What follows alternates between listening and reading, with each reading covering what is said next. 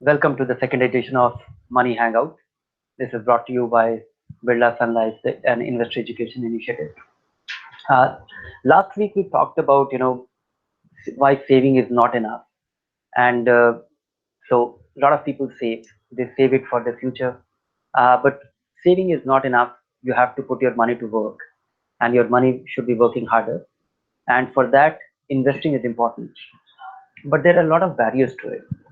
The key barrier I will list it down based on the numerous questions that we have received over years for people who are anxious about how to get started, the kind of problems that they face, the kind of questions that they have, the kind of complexity that they face. I've just listed, a set of things which I'm going to share with you. You will find them useful, hopefully, and uh, uh, and I will also try and explain you why saving, how to move beyond saving and make your investment work harder, and what kind of difference it can make. Uh, Most people start saving and they think that things will be taken care of automatically because you have been able to save for the future. It doesn't work like that. If you save and the money lies with you and it is not growing rapidly or growing well, then it will not be able to beat inflation. It will not be, and if it is not beating inflation effectively, even if you are earning 5% return and the inflation is higher than that, your money is going down. So it's very important for your money to be able to catch up, hold its purchasing power and possibly beat it. And the way to do it is you start investing. You start investing thoughtfully. The first step towards that is dividing the saving that you are doing into two parts. One is the money which you are likely to need anytime. It could be an emergency fund or a need to spend in any time period less than 2 3 years. That is the money which should be lying in a, either in your as a bank deposit or a recurring deposit or in any other fixed income form, so that there is no uncertainty with that money which you are likely to need for in near future. The money which you are unlikely to need in foreseeable future, couple of years, for your retirement, for your child's education, or maybe for no other purpose, you just want to be financially well off, that money should be finding its way methodically. But there are a lot of problems to it. The biggest barrier which investors face is that, when you are getting started at an early stage, your small saving is very small, and you think that you need to have something meaningful. Till you have accumulated some savings, what's the point of investing? That is a mistake. I'll just explain you the steep cost, the huge cost of even a small delay. Somebody, think of, if someone was investing 5,000 rupees when he was 25 and kept doing that till he retires at 60. This and if this money earns 12% return, which is not a very substantial return, it would have been achieved with very low risk in the last 35 years. Then this money would have accumulated to something like 5.8 crore. 35 years of 5,000 rupee regular investment making earning 12%. If somebody would not have done that at the age of 25 but just postponed it by another 5 years and started at age of 30, that will accumulate just about 3.2 crore, which is a huge difference. You have missed out the initial 5 years of 5,000 rupee monthly investment, which is hardly anything, which is just a difference of your contribution of 3 lakh rupees. That translates into a difference of 3 crore rupee in 35 years time. So there could be a huge cost of even a small delay. Get started, and investing is a, saving is a habit. Likewise, investing is a habit. Form that habit as early as possible. But there are a lot of barriers when you get started. One is that you should have enough, then you will get started. Don't do that. Start now. How to go about doing it? You have great complexity. There are few thousand mutual funds. Then you have other alternatives as well. You have the recurring deposit, you have the PPF, you have the bank deposit, you have various bonds. Uh, as I said, that divide your money, the money which you are likely to need in a couple of years' time. That money should be finding its way into fixed income investment, whether it be a bond fund or a recurring deposit or a bank deposit or maybe money for a few months or few days.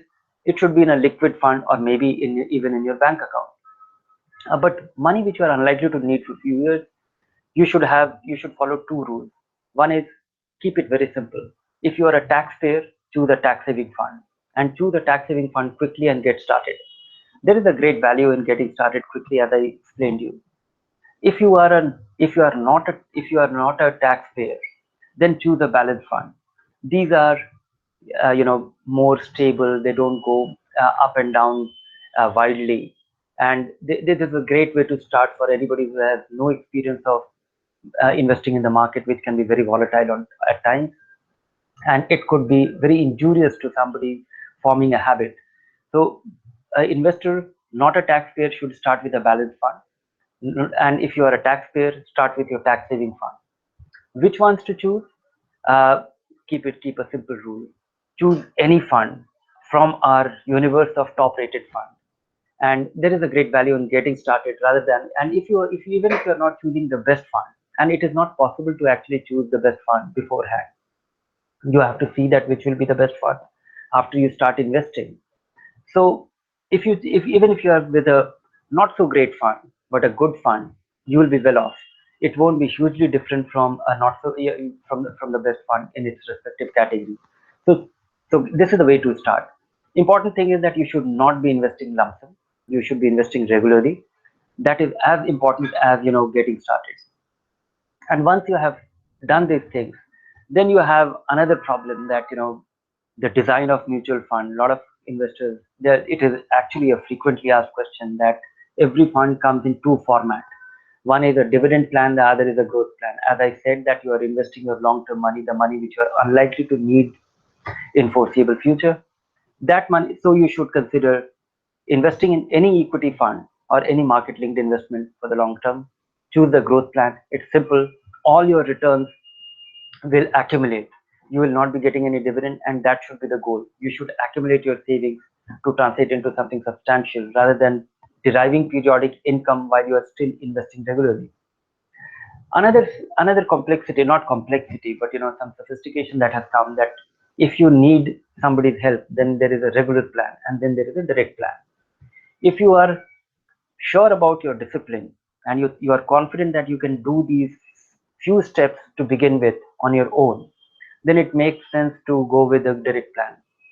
If you will need somebody's help in choosing the fund, helping you do the legwork, or helping you get started, then you need an advisor. There is a difference. The direct plan costs little lower than the regular plan. But once again, I would say that somehow get started. If getting started on your own is getting difficult, get started with an advisor. That difference will be meaningful over a long period of time, but it is much better than not getting started at all. Then comes, how should you go about investing once you have the money in your bank account, you have decided to follow these steps, and you are ready to go. What you should do? First and foremost, you two things which are essentially needed. Of course, besides having money in your bank account, you need a bank account, and then you need a PAN card. Once you have, and if these two things are handy, then you are ready to go. Most mutual fund companies' website enable eKYC. Today, if you have these things handy, then you can do your KYC, and then that is a one-time exercise. Once you are, the KYC is a procedure which fund companies have to follow, and that is mandated by the law to comply with the Money Laundering Act that we have in this country. They have to really identify that you are a real person. And so once this exercise is done, you have to do it just once for investing in mutual fund, and after that you can invest in any other mutual fund. Once you do this, and if you have online access to the bank account, you can also invest online. You can set up your SIP. You can also set up a little more sophisticated SIP, which is called step up SIP. We always think in terms of saving 5,000 rupees, but over a long period of time, your income rises, and that is what you should plan for. If you are expecting your income to rise by 8%, 10%, or something like that, choose a step up SIP, so that on an annual basis, your investment contribution or your scale of investment rises with time. So best of luck. Get started now. There is a huge price to be paid if you don't start early. I wish you very best in getting started. Don't delay it any further. There will be besides this, I would like to say that most of the time investors are anxious about the market will go up, the market will go down. Should he start now? Should he wait for some more time? Stop waiting, start now. Thank you, Dhiren, for your advice. We've started getting questions, and in fact, a lot of them today are linked to concerns about market levels. Let me take the first one.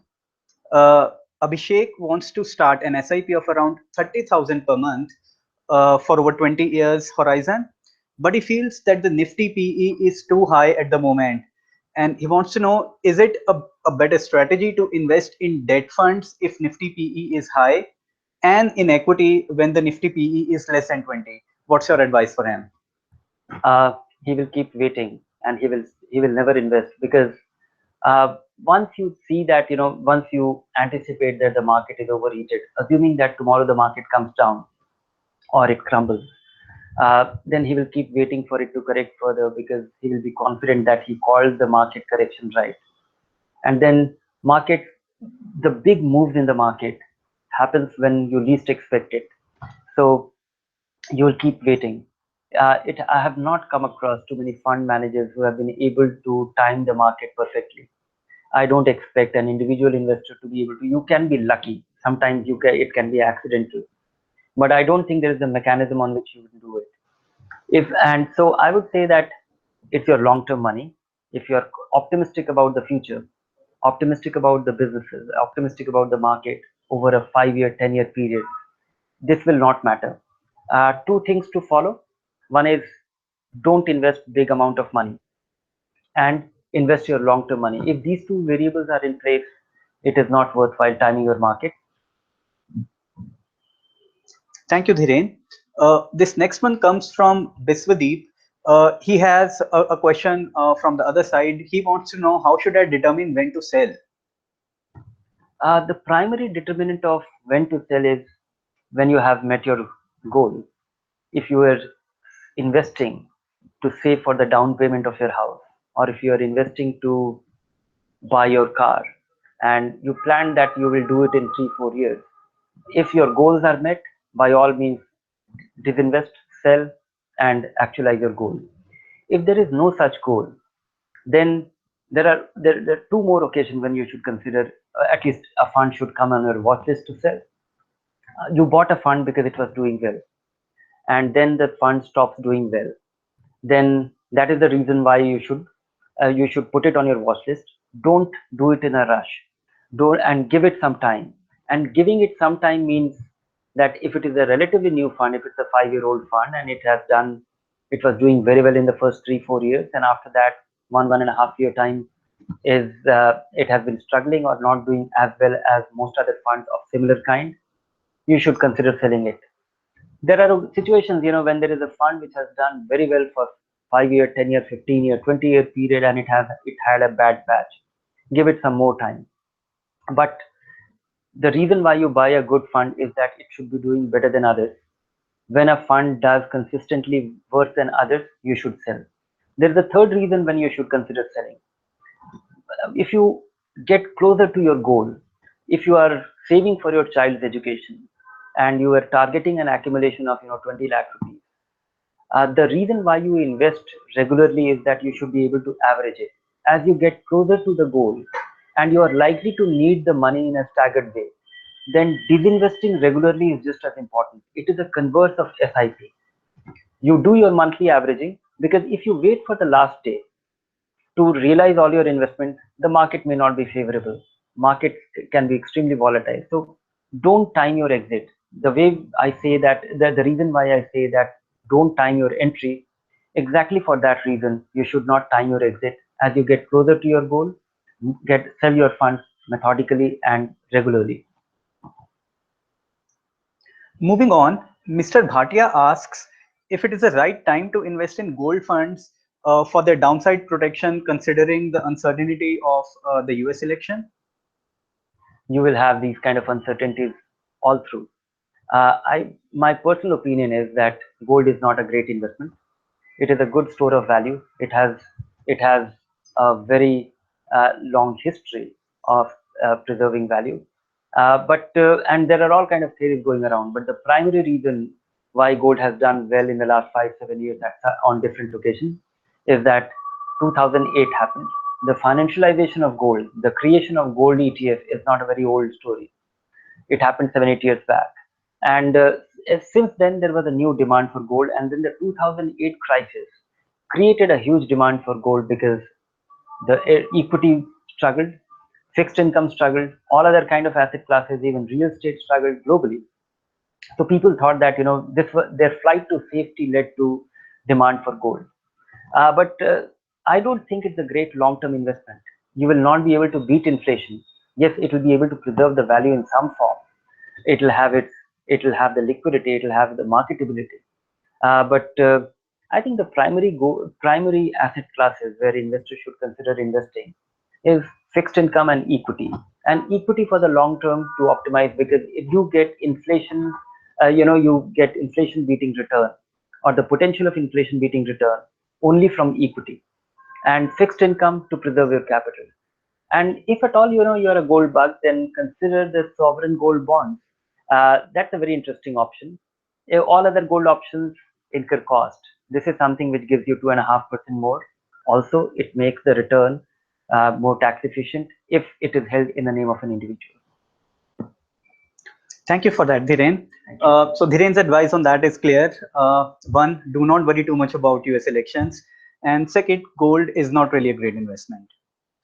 Moving on, this one comes from Mr. Manohar Murugan. Dhiren, he follows your show Investor Guide on ET Now, and he wants to know that if you change a fund recommendation, what does he have to do?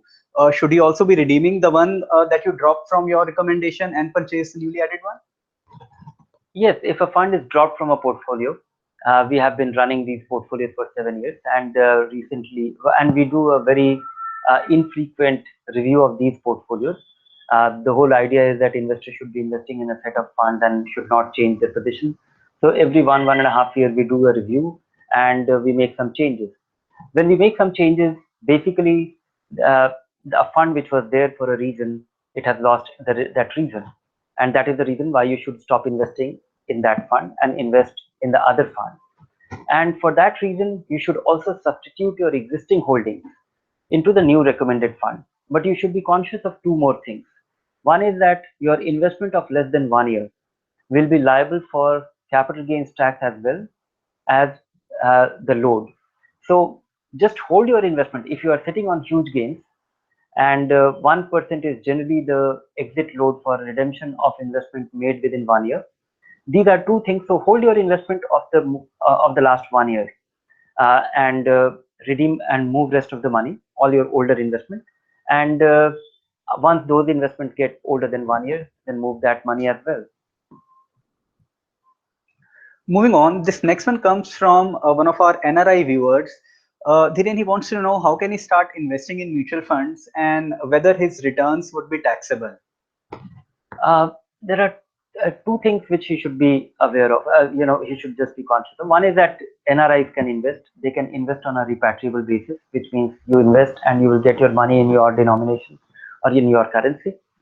You have to ensure that you are investing through only one FCNR or NRE account. That is what the law mandates. Another thing which he should be conscious of is that dividend made to or paid to NRI investors is subject to withholding tax, which is subject to TDS, tax deduction at source. So that is so there is an easy way of overcoming this problem because for domestic investors that is not the case. So NRIs should invest only in the growth plan so that they are not subject to the withholding tax on the dividend to be paid by the fund, because dividend is nothing but the appreciation which is delivered to you in cash. So that's one. And you can make any investment and it will be you can do it on a repatriable basis. So choose a growth plan over the dividend option. Yes. That's a key message coming from Dhiren for you. Next up, Mr. JP Gupta wants to know, he's been investing through SIPs in Birla Sun Life Balanced 95 and Frontline Equity. He wants to know, should he continue or move to Birla Equity Fund for better appreciation? There's a key difference that has emerged. Birla Sun Life Frontline Equity has an excellent track record, but of late it has become a large cap tilted fund. And Birla Equity Fund looks more promising with its multi-cap complexion. So it might, if you're a long-term investor, I think, and also Birla Sun Life Frontline Equity, because of its success, has turned big and has been forced to move into large caps dominantly. So based on, yes, Birla Sun Life Equity looks more promising from, if I have to visualize the recent few years. Okay. Next up, Mr. Shahapurkar wants to gift a sum of 1 lakh each to his 3 grandchildren, and one, he wants suggestions from you on the funds, and second, he wants to know, can he open folios in the name of his grandchildren? He can invest in the name of his grandchildren, but he will be the guardian, and his PAN number has to go. He has to be a KYC investor. And once the grandchildren attain majority, they will inherit these investments. And the way to which funds to invest for his grandchildren, it entirely depends what kind of time frame. If he's investing for his grandchildren and the grandchildren are likely to inherit after 10-15 years, go with an aggressive equity fund or maybe a multi-cap equity fund, and that will actually multiply his money substantially. Choose the growth plan so that he doesn't have to bother about managing periodic remittances coming his way. And I wish him very best. So build aggressive equity portfolios for your grandchildren. That's the key message coming from Dhiren. Moving on, Binu has a plot of land in Bangalore worth 70 lakh Dhiren, which was bought in year 2000 for 10 lakhs. Now, Binu wants to know, would it be prudent to sell it and invest in mutual funds instead? Yes, he should consider doing that. Of course, there are pros and cons of both. One is that he should be, depends that, if he's able to realize all the money in a form, because most real estate transactions also translate into some cash land coming your way, which may not be an investable form. But if he is able to get a check, and he will be liable for paying capital gains tax in this post after indexation, and he should consider doing that. 2-3 rules to follow. Of course, investing in mutual fund will provide him great liquidity, a great market orientation. 2-3 things he should be cautious about. He should not invest 70 lakh rupees at one go. He must average it over a period of time. And depending on the scale of money and its importance in his overall financial framework, I would suggest him to do it over a long period of time. Something spread this money over 18 months to 3 years, if it is a very sizable part of your net worth. And choose a multi-cap fund if you are not, if you think that this money is going to be for very long term, 10 years and more. Okay, this next one's quite interesting, Dhiren. This one comes from Bharat Bhasin, and he asks you to explain the compounding effect of mutual funds on money. He says it's easy to understand it in FDs, but the only benefit he sees in MFs is buying low and selling high. So how does compounding work in MFs over long term? No, the mutual funds are actually, equity investing per se is not buying low and selling high. It is buying low and seeing it go higher, and despite having a lot of intermittent lows. Because if you look at the Sensex, or if you look at a stock price of a company, it would have moved up from 10 rupees to something like 500 rupee over a 10-year period, and it will have a lot of intermittent ups and downs. Most investors think that they have to benefit from timing the ups and downs. No, holding it over a period of time without doing any timing, without any effort on the timing, can also actually generate substantial amount of the real return for you from equity. And the reason for that is very important for investors to understand. Companies produce products and services which gets aligned with which are provided to the customers. Customers pay higher price for those products and services as it gets adjusted with the inflation or with rising prices, and so your margin goes up. And then add to that, the company does better, the company gets bigger, So a lot of times, investors miss out that, they have to speculate in to profit from equity by buying low and selling high, and they have to keep doing it, and they have to do a great deal of hard work on that. No, equity does well over a period of time simply because it is linked to real market. Companies make profits, and so stock prices go up. And if they make more, if they have higher profits over a period of time, they sell it to more consumers, and uh, and that is what we have seen with the great companies. If you look at top 500 companies which have grown over a period of time, they are not because of course they are volatile, but most of the money made by investors is entirely by holding them over a period of time. Thanks, Hiren. Next up, we have a query from Rajesh. He makes an annual investment of about 50,000 in LIC Market Plus scheme, and he says he has to pay the premiums till 2019. Should he be continuing with it? Generally speaking, investors should not mix insurance and investment. The reason is, I would like to delve deeper into explain the reason. Insurance is a very important goal, but the best insurance is what you get, what you call a term insurance. It is like paying it is not an investment. You pay the premium, and you pay a small premium to get a large insurance coverage, and nothing happens to you. The money is gone. You buy it as a service. You buy it as a protection service for your family, and something happens to you, your family is well covered.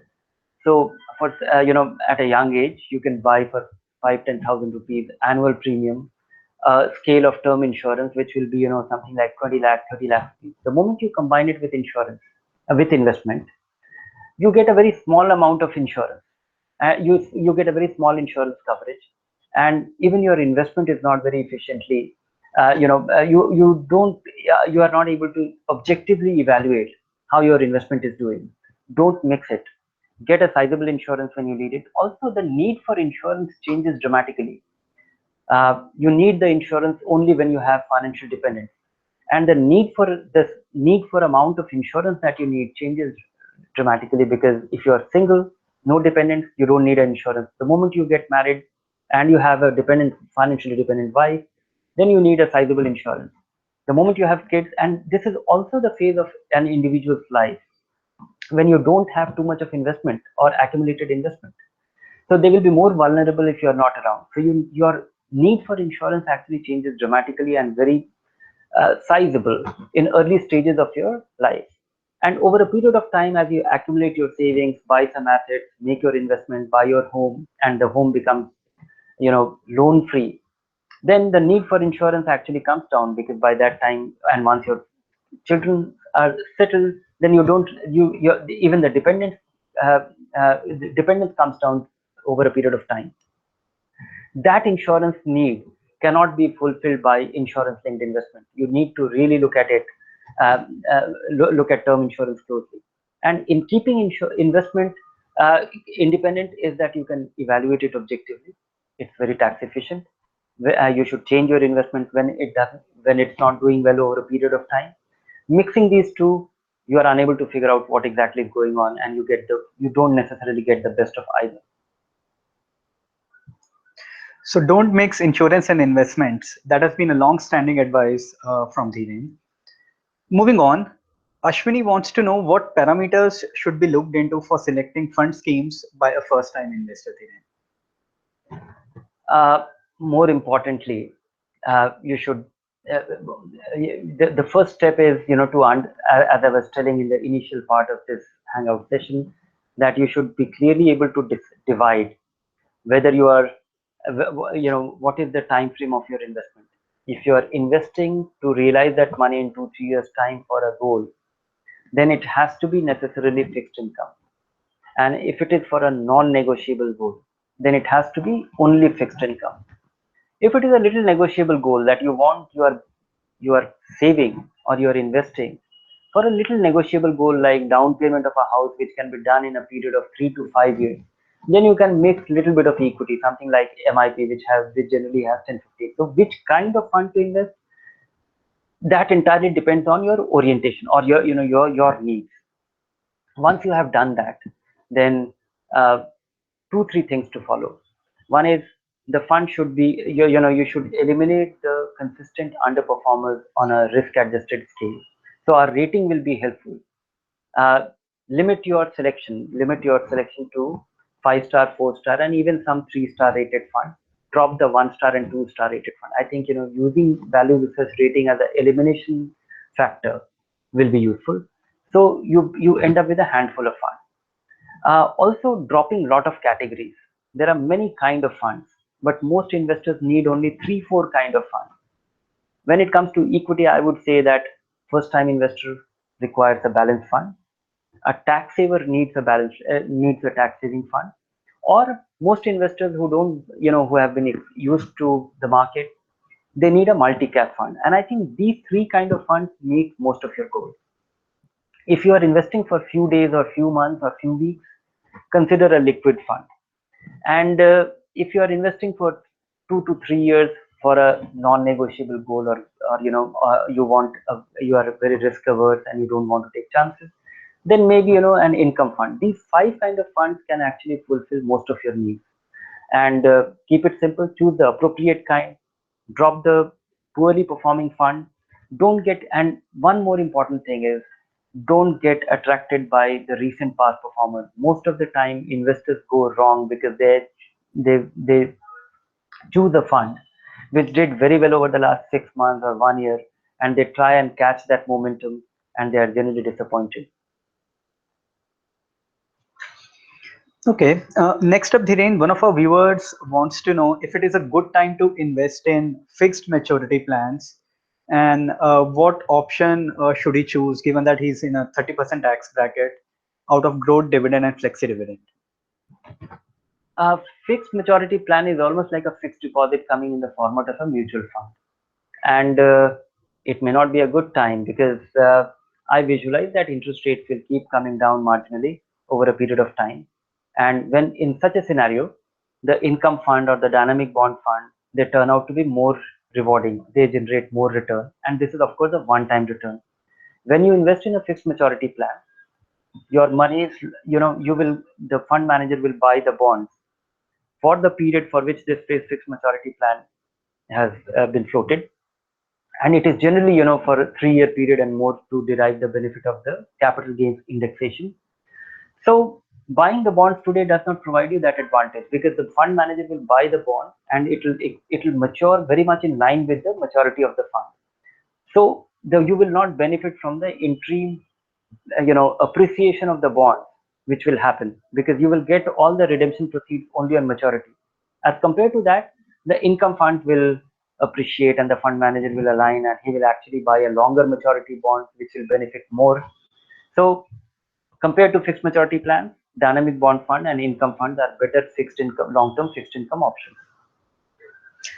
Talking about fixed income, our next viewer Dinesh wants to know if it's better to invest in arbitrage funds over bond funds. uh, Arbitrage funds, the return has come down substantially, so has the return on liquid funds. If you are investing for a period of 1 year, just above 1 year, and then arbitrage fund makes sense. Based on the average return of arbitrage fund compared to liquid funds last year gave about 7.5% as compared to 6.8% from the arbitrage, about this much from the arbitrage fund. So there is a 1% difference. It's meaningful. But the key difference is that if you derive this return from a liquid fund, in just about 1 year, all your returns will be taxable. The same, 75 basis point less return derived from an arbitrage fund for a period of little over 1 year will be completely tax free. So it entirely depends on your tax situation, which bracket you fall into, and if it matters, if taxes matters, and if you're in the highest tax bracket or even the 20% tax bracket, I think as a short-term fixed income avenue, arbitrage funds make sense. This next one comes from Rupak, who says his FDs are maturing and he wants to use this money after 3 to 5 years for his child's education. What should be a suitable investment avenue till then? Uh, if it's 3 years, then I think you should just have a fixed income fund. It will be a little more tax efficient. The key difference between a fixed deposit and a fixed income fund is that the return that you will derive a similar kind of return or little more than a fixed deposit. But more importantly, the interest income from your deposit is completely taxable as compared to the return that you will derive from a fixed income fund will be indexed and taxed at a lower rate. So that can be very favorable. If it is 3 years, consider fixed income fund. If it is 5 years and more, and it could be little negotiable, or you are unlikely to need all the money at one go, maybe it is needed from 5th year to the 7th year or 8th year, and you just need a quarter of, and you also don't know what the amount of money that you need periodically for his education every year since after he goes to college, then consider a marginally higher equity allocation, maybe 10, 15, 20%, maybe a fixed, the MIP, which generally have 10 to 15% in equity. Choose the growth option so that you don't have to worry about the periodic dividend, and definitely don't go for the dividend plan, because the dividend distribution tax is actually reduces the worth of your capital. So choose the growth plan of a MIP if your time period is 5 to 9 years. If it is 3 years, be into fixed income fund. Moving on, this next one is from Mr. Natarajan. He says that some people advise him to invest in funds without looking at their NAV, while others recommend to invest in the ones with low NAV. What should he do? So again, a question on low NAV misconception, Dhiren. He should follow the first suggestion that he gets, that he should invest in fund without bothering about NAV or the scale of the level of NAV, simply because the NAV of a fund is irrelevant, because if there is for example, if there's a 30-year-old fund and there is one, the master share, if you look at the growth plan of the master share, the NAV could be 1,000, and it doesn't matter. What matters to you is how the fund does in future after you invest. And if you invest 100 rupees, and if the fund with an NAV of 5,000 goes up by 10%, your 10 rupee will go up by 10%.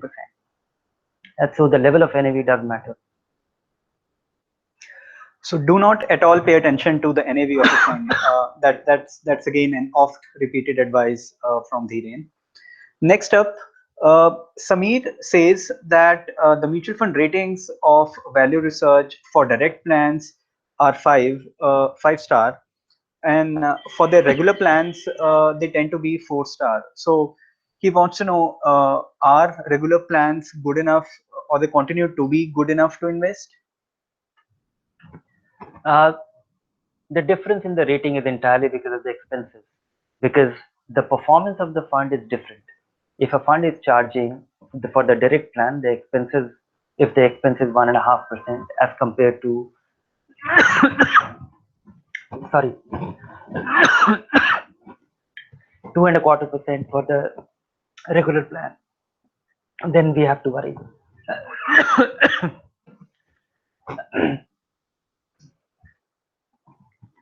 The direct plans are rated higher primarily because their expenses are lower and they perform better.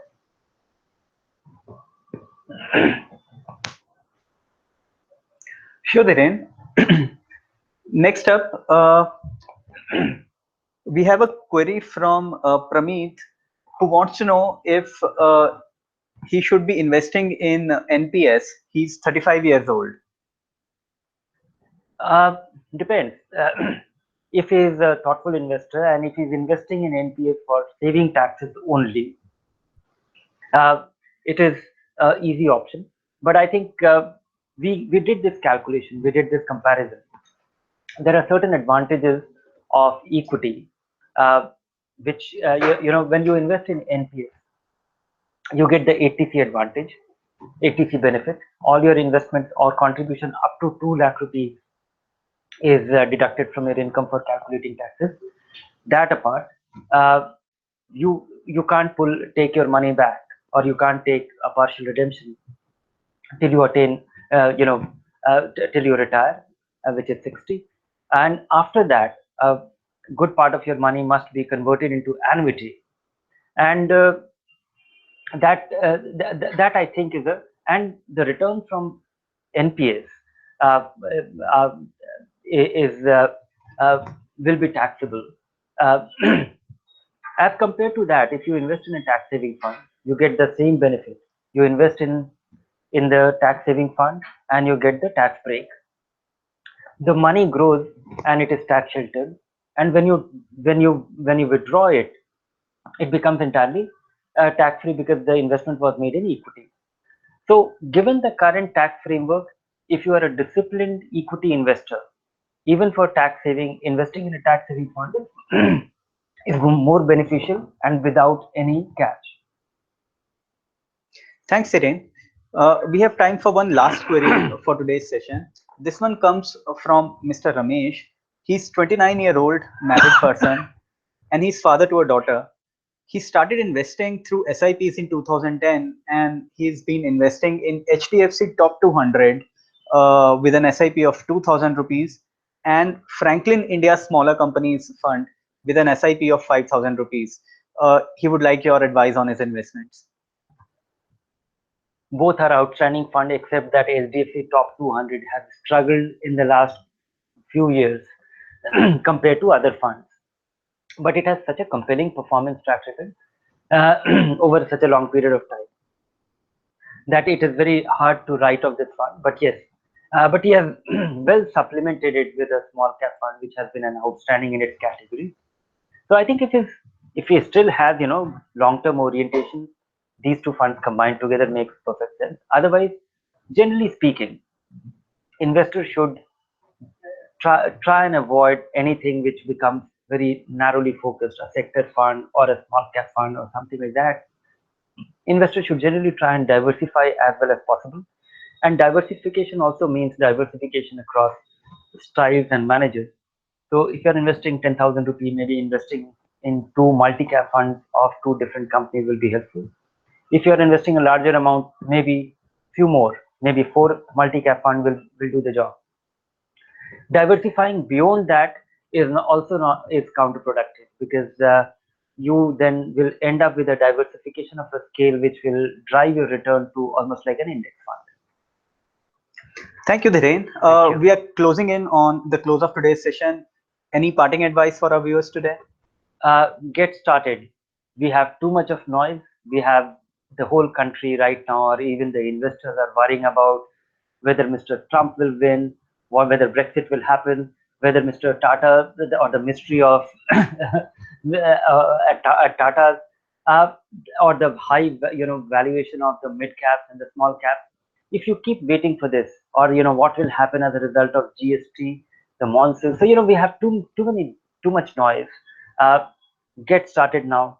Don't worry about any of these things. If you are investing for the long run, if you are methodical about it, that is one of the primary determinants of your well-being. So what we suggested initially, there is a huge price to be paid of a delayed start. Get started now. Thank you, Dhiren. Thanks everyone for joining in. I hope you found the session useful. We would now close it.